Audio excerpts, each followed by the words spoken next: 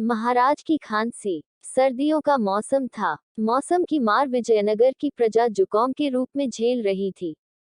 राजा कृष्णदेव राय भी इससे बच न सके और उन्हें भी जुकाम हो गया।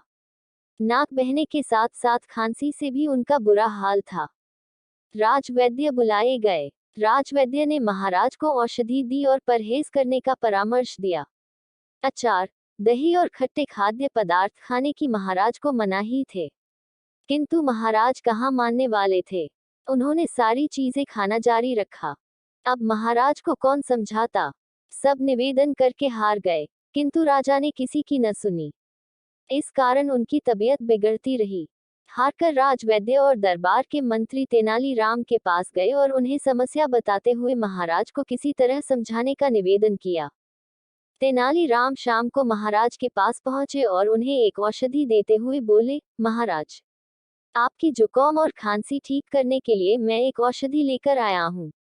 इस औषधि के साथ आपको परहेज करने की कोई आवश्यकता नहीं है। आप जो चाहे खा सकते हैं। अरे वाह, क्या इसके साथ मैं अचार, दही और खट्टी चीजें भी खा सकता हूँ?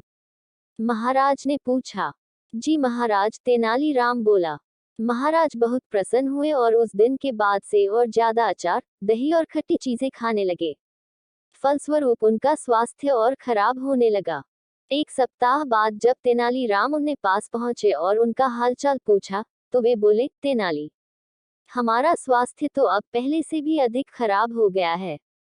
जुकाम ज्यों का त्यों है, खांसी भी बनी हुई है। कोई बात नहीं महाराज, आप वह औषधि खाते रहिए, इससे आपको 3 लाभ होंगे। तेनालीराम बोला। कौन से? महाराज ने चौंकते हुए पूछा। पहला ये कि राजमहल में कभी चोरी नहीं होगी। दूसरा ये कि कभी कोई कुत्ता आपको तंग नहीं करेगा। और तीसरा ये कि आपको बूढ़ा होने का कोई भय नहीं रहेगा। तेनालीराम ने उत्तर दिया, ये क्या बात हुई? हमारे जुकाम और खांसी से चोर, कुत्ते और बुढ़ापे का क्या संबंध? संबंध है महाराज। यदि आप यूं ही खट्टी चीजें खाते रहेंगे, तो रात दिन खांसते रहेंगे। आपकी खांसी की आवाज सुनकर चोर सोचेगा कि आप जाग रहे हैं और कभी चोरी के उद्देश्य से राजमहल में घुसने का प्रयास ही नहीं करेगा। तेनालीराम मुस्कुराते हुए बोला, और कुत्ते हमें क्यों तंग नहीं करेंगे? महाराज ने पूछा। जुकाम खांसी से आपका स्वास्थ्य लगातार गिरता चला जाएगा। तब आप इतने कमजोर हो जाएंगे कि बिना लाठी चल नहीं पाएंगे। जब कुत्ता आपको लाठी के साथ देखेगा, तो डर के मारे कभी आपके पास नहीं फटकेगा।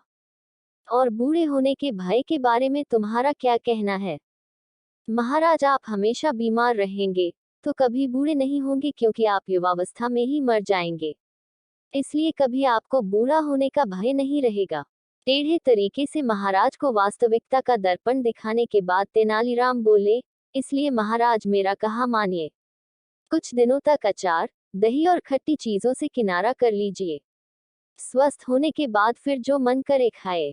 राजा कृष्णदेव राय तेनालीराम की बात समझ गए। उन्होंने खट्टे खाद्य पदार्थों से परहेज कर लिया और कुछ ही दिनों में वे पूरी तरह से स्वस्थ हो गए। अगर यह कहानी आपको पसंद आई हो तो प्लीज़ मेरे चैनल को लाइक, सब्सक्राइब और शेयर करें। धन्यवाद।